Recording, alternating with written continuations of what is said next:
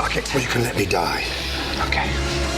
What would you like written on your gravestone? Suck it! And in what font would you like that? Grimsby, also called The Brothers Grimsby, if you're from the land of Twinkies and fully automatic assault rifles, is the newest movie from the unconventional mind of Sacha Baron Cohen.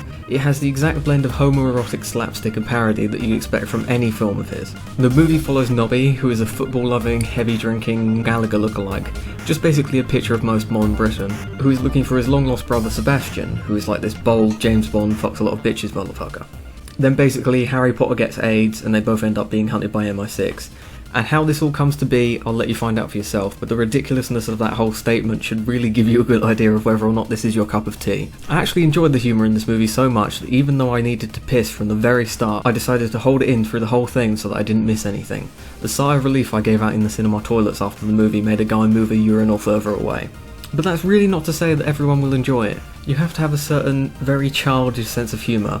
Like if you're the kind of guy who picks up Starbucks on the way to the local slam poetry evening, then maybe this won't be sophisticated enough for your superior intellect. But to anyone who tends to enjoy this strange Jewish man's movies, you have nothing to worry about in the comedy department. I went on a Wednesday, so there wasn't much of an audience to gauge a reaction from, but all 4 people in the cinema were crying with laughter, and that includes both a disabled man and my 64-year-old dad, so a pretty multicultural sample group.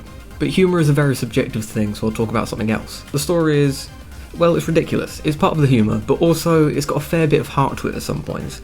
But not an Oscar-winning amount, obviously. But yeah, overall the story isn't overwhelmingly well written, nor is it terrible. It exists purely as a conduit through which to jam a big throbbing shaft of humour through, so if you're looking for a great Shakespearean tragedy, then maybe this isn't the movie you should pick. But I very much fucking doubt anyone's walking into this movie expecting it to be anything more than a sketch comedy show loosely sewn into the back of a story. Which tends to be the norm with comedy movies, it also tends to make them sort of difficult to review. And the same thing applies for direction too. No, this isn't the directorial masterpiece of our era, it's pretty run-of-the-mill as far as direction and visuals go, but it's not so horribly put together that you'll go blind watching the bloody thing, so it gets a pass there. Now there's a lot of humour in this movie that relies on stereotypes that British people may be more familiar with than people from the third world, so if you're a dirty filthy foreigner then it's more than likely this won't be entirely the funniest movie you'll see, but you should still be fairly entertained. I don't feel like it would be that big of a deal, but it's noteworthy at least. So yeah, I, as an absolute child of a man and admittedly a Sacha Baron Cohen fanboy, really did enjoy this movie. Is it his best? Well, I'd still place Allergy in the House above it, but it's still a homoerotic masterpiece with just the right amount of elephant dicks and shirtless fat people. 8 out of 10 Gallaghers.